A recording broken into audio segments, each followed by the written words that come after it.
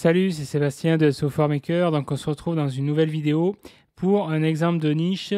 C'est encore sur la technique comme la précédente vidéo. On va parler. Là, normalement, ça devrait être très rapide. Je sais que je dis toujours ça, mais généralement. Mais là, je pense parce que je l'ai abordé dans la précédente vidéo. C'est sur les micros USB XLR, la différence. Voilà, si vous vous intéressez à cette niche-là, je m'excuse encore vu que j'ai fait cette vidéo d'affilée comme l'autre. Vu que c'est pas la grande forme aujourd'hui, voilà, si mon énergie est pas top, voilà, oula, ce que je fais. Ok, donc c'est parti.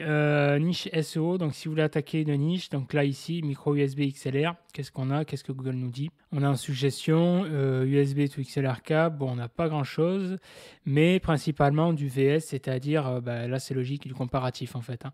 Donc là, qu'est-ce qu'on a au niveau de la SERP?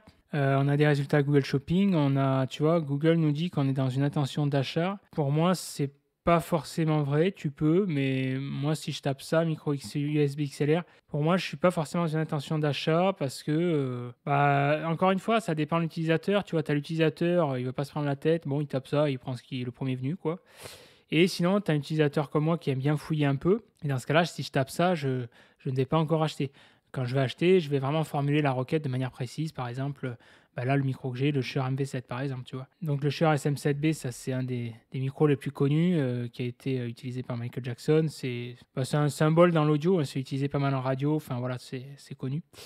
Donc là, on a du résultat vidéo. Micro XLR USB, des marketplaces, c'est Discount, ok. Tremplin numérique, ça c'est un site, je suis allé dessus, je crois, ouais. On a Amazon, ok. Podcast Inside, donc c'est un peu, tu vois, on a un peu les deux finalement, encore une fois, hein.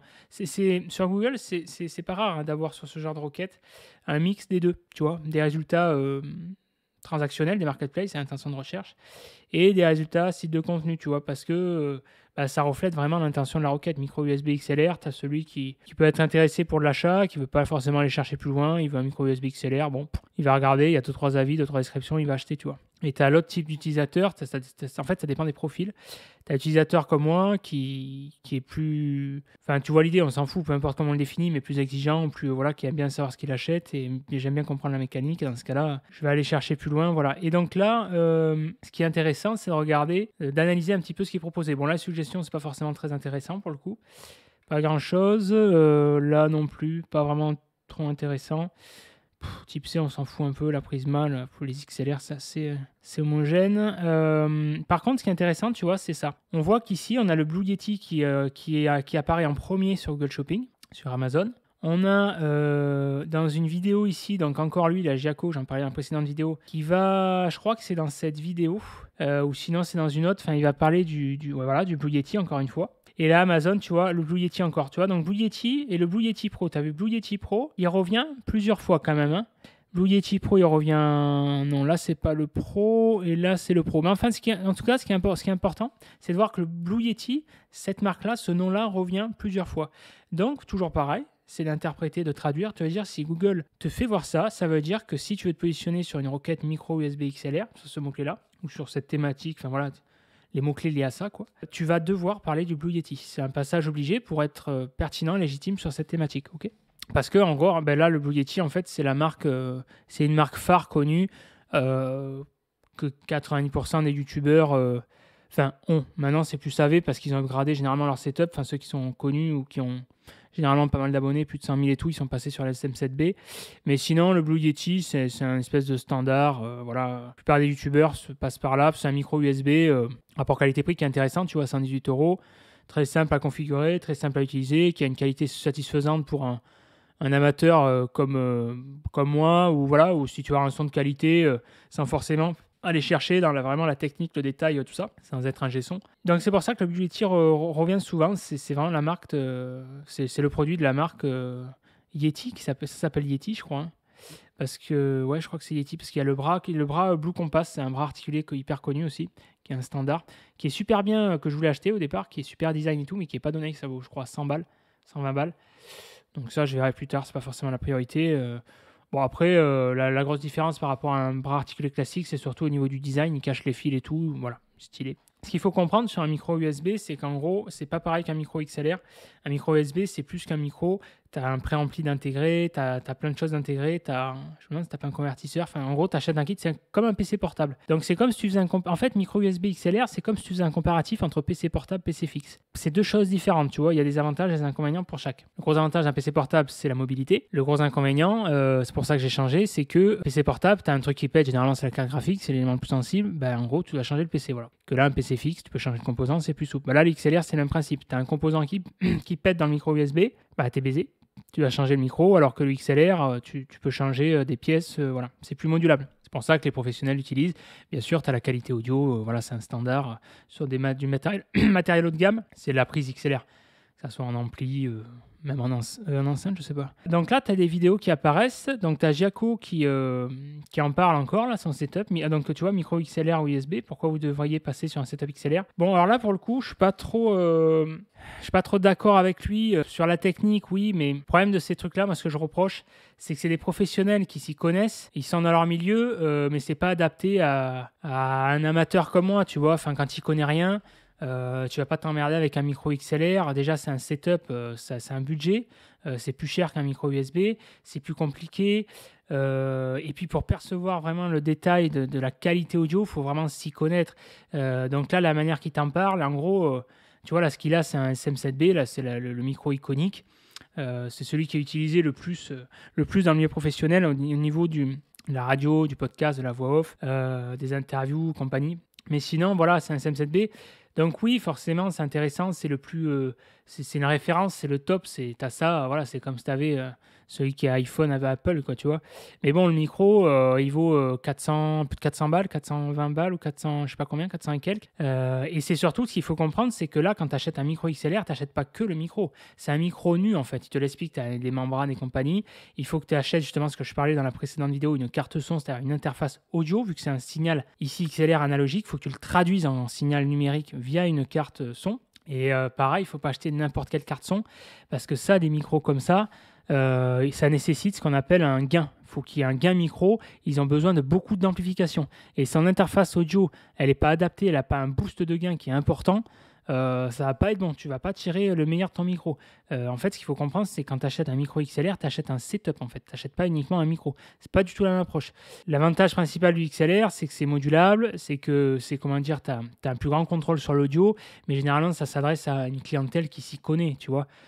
Moi, dans mon cas, ce ne serait pas forcément adapté. Pourquoi j'ai acheté celui-là, là, le MV7? Au départ, je voulais prendre le SM7B. Bon, déjà, quand j'ai vu le prix, 400 balles, je me suis dit, attends, c'est pas pour l'instant, à mon niveau, c'est pas forcément justifié. Je verrai plus tard, hein, le jour où j'aurai 100 000 abonnés, j'en sais rien. C'est pas forcément adapté, tu vois. Pour ce que j'en fais, je suis pas musicien, je suis pas ingénieur son, je suis pas, enfin, tu vois. Et même, j'en parlais justement avec des musiciens et des ingénieurs. Ah, je vais y arriver, ingénieurs son et compagnie. Et tu vois, ils ont été objectifs. Hein. Je veux dire, il y a même un là qui a. Alors, je sais plus, je le suis plus trop là, mais il avait fait, là, je l'avais croisé là, à un resto. Il était finaliste de The Voice là. Et donc le mec s'y connaît quand même. Et donc il avait été comment dire, objectif, quoi. Il a dit tous les micros se valent pas, quoi. Tu as des micros qui vont être plus adaptés que d'autres en fonction de tes besoins. C'est que ça s'adresse à des connaisseurs. Toi, si tu connais rien, c'est pas adapté parce que tu risques de faire plus de conneries qu'autre chose. Donc là, et c'est pour ça que j'ai pris le MV7, c'est un micro ce qu'on appelle hybride, c'est un des rares. Donc il est quand même pas donné, il est dans la catégorie haut de gamme des micros USB, c'est un des plus chers. Pour ne pas dire à mon avis le plus cher, je sais pas. Mais ce qui est pas mal, c'est que là, tu vois, tu peux le brancher en USB. Donc tu n'as pas besoin de t'emmerder avec une interface audio et tu peux faire évoluer ton setup avec, vu qu'il y a une entrée XLR que tu vois ici. Merde, faut pas que je touche le truc. Donc là j'ai le retour casque dessus vu qu'il est branché en USB, tu le vois peut-être pas, mais quand tu le branches en XLR, le casque tu le branches pas ici sur le micro, tu le branches sur l'interface, bref. Mais là du coup ce qui m'a intéressé dans ce micro, c'est que c'est plus souple, c'est une approche évolutive, tu vois. Pour l'instant USB c'est adapté à mon besoin, j'ai pas envie de m'emmerder. Et j'ai une bonne qualité audio. J'ai une qualité audio qui se rapproche du SM7B. Alors bien sûr, on ne joue pas dans la même cour non plus, mais c'est ce qui s'en rapproche. C'est les petits frères de voilà. Il y a une très bonne qualité audio. C'est pour moi le micro USB qui a la meilleure qualité audio, en tout cas une des meilleures qualités audio. Donc pour mon besoin, ça répond précisément à mon besoin. Je cherchais une bonne qualité sans forcément m'emmerder avec des trucs, avoir un setup de fou. Voilà. Quand tu le branches en USB, tu as une appli, là, ce qu'on appelle la Shure Plus Motive là. Donc, c'est un software, un logiciel sur lequel tu peux faire des presets, tu peux faire des réglages, tu vois, tu as le niveau auto. Là, tu vois, tu peux mettre proche. Proche, tu as, un son, une voix plus... Enfin, je préfère, quoi, plus grave, voilà, plus chaude et tout. Et là, distance, c'est plus ce qu'utilisent généralement les streamers quand tu veux parler de loin. Tu vois, là, si je m'écarte, tu vas pas forcément m'entendre, tu vois. Là, le son, il capte, il faut qu'il soit proche. Et après, sinon, tu peux passer en manuel. En manuel, j'aime pas trop. Là, tu vois, paf, si je passe en manuel, le gain, il est à 24. La majorité vont te dire qu'en manuel, c'est mieux. Moi, au final, avant, ça avait l'air d'être mieux, il y avait un meilleur gain. Là, je me suis aperçu que depuis la mise à jour du driver, je sais pas si ça va être la mise à jour ou quoi, c'est moins bien. Si tu pousses le gain à fond, ça grésille. Là, tu vois, tu m'entends de nouveau mieux, je pense. Enfin bref, j'ai fait des tests, c'est mieux. Et tu vois, pourtant, la plupart, ils vont te dire, même ceux qui s'y connaissent, faut passer en manuel parce que forcément, c'est psychologique, quoi. En fait, tu te dis, ouais, un niveau auto, celui qui connaît rien, c'est de la merde. Un niveau manuel, ça fait plus le mec qui s'y connaît. Mais en fait, ça veut rien dire parce que moi, je l'ai vraiment testé. Et pourtant, sans être ingénieur son, sans m'y connaître, à un moment donné, si tu as une oreille un peu sensible, il n'y a pas photo, quoi. Voilà. Donc, et par contre, ce logiciel, il marche qu'en USB. Si tu le branches en XLR, ça va pas marcher parce que l'XLR, tu arrives sur une interface audio. Et tout ça pour te dire qu'ils vont te dire, tous les professionnels vont te dire, parce que forcément, ils ont un avis qui est biaisé, vu qu'ils utilisent que l'XLR. Ils se lèvent le matin avec l'XLR, ils mangent l'XLR, ils bouffent l'XLR. Donc, ils sont ayatollahs de l'XLR. Ils vont te dire, l'XLR, c'est mieux, patati patata. Mais en fait, ce que je veux te dire par là aussi, c'est que ce n'est pas forcément vrai. Parce qu'un micro, la plupart du temps, oui. Mais là, tu vois, c'est un peu un contre-exemple, un cas école. Le micro USB, là, celui que j'ai, le MV7, a une meilleure qualité audio, un meilleur réglage en USB, justement, par rapport justement au preset, ce que je te parlais dans la précédente vidéo, au signal DSP, ici. Voilà. Tu as une meilleure, avec le système de préamplification interne et tout, enfin le traitement surtout du signal numérique. Et mieux, et tu n'as pas besoin de t'emmerder en post-production à retraiter le son et compagnie. Là, d'ailleurs, il en parlait. Là, alors là, j'ai découvert cette vidéo, elle est intéressante, elle est pas mal. Mais c'est surtout le mec ici. Voilà. Ça, c'est la meilleure vidéo que j'ai vue sur ce micro, le Shure MV7, tu vois. Donc c'est en anglais, bien sûr. Et très bien, très objectif. Il a fait des tests, tac, tac, tac, tac. Voilà. Et voilà, et tu le vois. Et il te le dit. Et alors, ce qui est marrant, c'est que si tu t'amuses à lire les commentaires, donc tu as 896, c'est des connaisseurs quand même, les mecs. Et même eux qui s'y connaissent, ils te disent, ils sont partagés, tu vois. Il y en a qui te disent, ouais, non, c'est mieux en XLR, ils sont plus doux, plus chauds. L'autre va dire, non, en USB avec le logiciel, tout ça. Et le mec de la vidéo te le dit d'ailleurs aussi. Hein. Pourtant, il s'y connaît, il est dans le milieu et tout, podcastage, là. Et il te le dit, étonnamment, non, la plupart du temps en XLR, oui, mais là, c'est un des rares micros où par rapport au traitement qu'il y a au logiciel, tu as un meilleur signal parce que Shure a pris le parti pris. Encore une fois, il a pris le contre-pied. Que la plupart des fabricants en micro USB, ils essayent de faire en sorte de produire ce qu'on appelle un signal pur, ce qui est quasiment impossible en USB si tu n'as pas de traitement. Et donc, c'est pour ça que Shure a pris le parti pris plutôt que de s'emmerder à faire un signal pur, c'est quasiment impossible. Il a axé sur le traitement numérique avec le DSP. Bon, bref. Donc, tout ça pour te dire que si tu attaques cette requête micro USB XLR, ça, c'est le genre de choses à prendre en compte, tu vois. Tu vas parler ici de la différence, tu vas parler de tests concrets, tu vois, de vidéos de connaisseurs, ok. Là, ici, tu vas avoir des forums, là. Radio Actu, tu vois, les mecs s'y connaissent, ils te le disent, tu vois. Ils te disent c'est mieux avec un XLR, tu peux le brancher en table de mixage, nanana. Parce qu'en fait, le XLR, à la base, ce qu'il faut prendre en compte également, c'est que le XLR, c'est un câble qui est vachement plus, c'est comme un câble DisplayPort, quoi. C'est vachement plus solide, tu vois, parce que le DisplayPort est plus robuste que l'HDMI. C'est ça qui fait que généralement, c'est utilisé aussi par les professionnels quand tu es sur scène et tout. Si tu as un couillon qui accroche le câble, qui fait pas exprès, qui marche dessus, il va pas se décrocher comme ça, que l'USB, paf, tu vois. Que là, si je fais pas gaffe, tu vois, là. Et le souci également de ça, souvent, il y a un amalgame qui est fait, c'est que là, ils vont te dire la plupart que la sortie USB est merdique. Et dans ce cas-là, c'est pas la sortie USB qui est merdique, elle est bonne. Plutôt le câblage USB fourni, comme la plupart des câbles par défaut, quand tu prends une box, une Freebox, Internet, compagnie, les câbles qui sont fournis par défaut, généralement, c'est de la merde. En tout cas, c'est pas de la qualité. Donc, c'est surtout s'il faut changer de câble. Et ça, je l'ai expérimenté en changeant de câble. Je te garantis que c'est le jour et la nuit, quoi. Enfin, bref. Je suis passé à la fibre optique, que j'ai changé de câble Ethernet. Je suis passé en, je sais pas quoi, un truc catégorie 7 ou je sais pas quoi. Je suis passé de 30 mégas à 600, quoi. Enfin, bref. Donc, voilà, encore une fois, tout ça, c'est du setup. Et ça, il faut le dire quand tu attaques une requête, tu vois. Je sais que ça peut te paraître chiant, encore une fois, cette vidéo. Tu vas dire, putain, mais en fait, il fait pas des vidéos sur le son. Le mec, il fait des vidéos sur le son. C'était un exemple qui me parlait. C'était pour te faire voir justement comment aborder une requête. Bon, ben c'est tout, je vais pas en dire plus. C'était juste pour te faire voir, pour que tu comprennes un petit peu, essayer de faire comprendre la mécanique. Voilà. Micro USB XLR, lui il le dit, tu vois, tu as un site, là, tremplin numérique, qualité audio, pla. Tu vois, même les microphones XLR milieu de gamme peuvent sonner mieux que les microphones USB. Tu vois, c'est ça le problème, c'est qu'encore une fois, parce que je reproche à ces trucs, c'est qu'ils vont pas en profondeur, tu vois. C'est pas vrai. La plupart du temps, oui, mais ce n'est pas vrai. Comme là, le MV7, c'est pas vrai. C'est un microphone USB, il a une meilleure qualité qu'un microphone XLR. Tu le compares à un mec qui s'y connaît, un technicien, un ingénieur son, si l'objectif, il te le dira. Il y a une meilleure qualité audio. La plupart des microphones USB, oui, mais ça dépend aussi de l'interface que tu prends. Enfin voilà, c'est ça que je reproche, c'est que tu vois, il s'adresse, c'est que du bateau. Ça, c'est le genre de contenu, tu sous-traites là.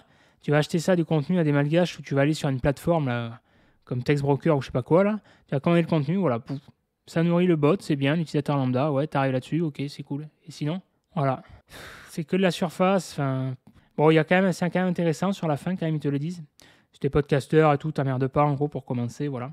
Mais c'est sûr, pour commencer, tu vois, un micro XLR, en gros, un micro XLR, ça s'adresse à un connaisseur, ouais, un mec qui s'y connaît et tout, qui a envie aussi de s'emmerder avec ça. Et micro USB, celui débutant qui veut la qualité sans compromis, quoi, voilà.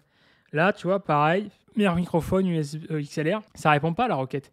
T'es sur la requête microphone USB XLR, d'entrée, il prend le parti pris, meilleur microphone XLR. Bah non. Celui qui tape ça USB XLR, c'est-à-dire qu'il n'a pas fait son choix, il veut un comparatif, tu vois. Donc ça, c'est pas bon. Donc ça, ok, différents types de micros, d'accord, mais c'est pas ce qu'on cherche là d'abord. Là, on n'a pas tapé quelle est la différence entre un micro dynamique et un micro condensateur. On a dit micro USB XLR, donc ça ne correspond pas à la requête. Tu vois, pour moi, il est hors sujet là. Considération budgétaire, je sais, tu vois, je comprends pas moi ces trucs, je comprends pas. Tu vois là, le SM58S, c'est un micro dynamique, mais c'est plus pour le chant, ça. Le Rode Procaster, ça c'est pareil. Le Rode Procaster, c'est comme la Scarlett. Ça. La plupart des youtubeurs l'ont parce que tout le monde c'est le mimétisme. Je fais comme mon copain. Mais c'est pas forcément ce qu'il y a de mieux. Enfin, tu vois, là tu prends ça, qu'est-ce que tu vas t'emmerder avec le truc. Parce que c'est pareil, il a une bonne bonnette là, le MV7 là, tu vois. Si tu le retires, là, tac, tu vois, t'as une bonnette là. Tac. Tac, tu vois. Là, bah là encore, il est bien isolé, tu vois, il n'y a même pas l'explosif. Mais sinon, enfin bref, le SM7B, bah, ça c'est standard. Hein, on peut pas donner avis négatif là-dessus. Hein, c'est une référence, c'est le meilleur microdynamique à moins de 500 balles. Là-dessus, on est tous d'accord. Mais voilà, tu vois, faut avoir un setup qui va bien avec, voilà. Allez, je vais pas durer plus longtemps. Le Procaster, du haut de gamme, ouais. Une courbe d'apprentissage plus raide, c'est quoi ça? Savoir. Quelle est la différence entre USB et XLR? Ouais. C'est pareil, ouais, facile pour le déplacement, tu vois. Tu veux te déplacer, c'est plus facile de transporter le MV7 que le SM7B aussi, tu vois, que tu te trimbales avec ton interface et compagnie. Plus abordable que les micro XLR, ouais. Bah, tu vois, ça, c'est ce que j'expliquais là. Voilà, tu vois, après équivalence, setup USB moins cher que l'XLR. Si tu veux la qualité. Hein. Tu vois, pareil, ils te disent, pareil, ils vont pas en profondeur. Là-dessus, la plupart des microphones XLR, effectivement, il faut ce qu'on appelle une alimentation fantôme, donc une alimentation électrique. La plupart des interfaces audio en ont, sont pourvues, comme la Scarlett, elle a un préampli, une alimentation fantôme en 48 volts. Mais là, encore une fois, tu vois, le MV7, c'est un des rares micros XLR qui n'a pas besoin d'une alimentation fantôme. Voilà, mais ça, ils ne le disent pas. Je crois qu'il y en a un qui l'a dit dans une vidéo. Tu vois, pareil, ça t'apporte une valeur ajoutée, ça, tu vois. C'est comme, oui, bah, c'est ce que la vidéo que je t'invite à regarder la vidéo que j'avais faite là, sur les enceintes PC au début là, de la chaîne. C'est exactement le même truc, tu vois, un prix équivalent, tu vois, pour moins de 200 balles. C'est à 200 balles à foutre sur du son PC. Bah, vaut mieux acheter sur les enceintes PC. Et tu vois, c'est ce que j'ai pris là, les enceintes PC Pioneer où c'était, je crois, je sais plus, 120 ou 140 balles, un truc. Enfin, c'était à moins de 150, ouais. C'était 120, un truc comme ça, ce là 120 balles. Et voilà, dans les 100 balles, il y a. Oula, c'est quoi, c'était cool. Il n'y a pas mieux, quoi. Il n'y a pas mieux. Tu vois, et les barres de son, quand j'avais fait le comparatif, les barres de son, oui, mais à plus de 800 balles, quoi. Moins de 800 balles, les barres de son, ça vaut pas le coup. Tu vois, ça, c'est des trucs. Et ça, tu le sais que si tu cherches par toi-même, tu vas en profondeur. Ou alors, tu fais les deux comme moi, c'est-à-dire que tu cherches par toi-même et tu vas également discuter avec des professionnels, des mecs qui s'y connaissent, comme là, dans cet exemple, des mecs dans le milieu du son, des musiciens, compagnie. Ou alors, pareil, tu vas dans un magasin de son, comme moi je vais à Sonologie, là, et j'ai un super mec, j'ai la chance d'avoir ce que j'appelle un vrai vendeur à l'ancienne. Là. C'est rare maintenant où le mec, il te conseille vraiment sans faire le forcing, quoi. Il te conseille avec un avis objectif, tac, tac. Et il m'a vraiment conseillé pour le setup, vraiment bien quoi. Et voilà. Donc ça, je l'ai dit, SM7B, si t'as pas la bonne interface audio, ça sert à rien. Et surtout que le MV7, là, celui que j'ai, pareil, le SM7B, il faut un gros gain, un gros boost. Mais le MV7, contrairement à ce qu'on peut penser, eh ben, il faut un gain encore plus énorme que le SM7B, tu vois. Ça, j'ai découvert. Donc si tu achètes une interface audio qui n'a pas suffisamment de boost de gain, eh ben, t'es baisé. T'auras beau avoir ton micro XLR pour faire le kéké, voilà, tu vois. Donc ça, c'est des trucs, il faut se renseigner aussi, tu vois. MV7, meilleure qualité USB, ça j'en ai parlé. Bon, voilà, je sais, dis-moi si ce genre de vidéo te plaît ou pas. Je vais en faire une autre, je pense, et après je vais arrêter là-dessus, sur la partie audio, en tout cas sur la partie niche pour cet exemple-là, vu que c'est assez technique. Sinon, on peut croire que la chaîne va devenir une chaîne sonore, enfin bref. Voilà, écoute, j'espère que ça t'a plu. C'était pour vraiment essayer de te faire comprendre cette mécanique-là, sur la manière d'aborder des niches en te donnant des exemples concrets.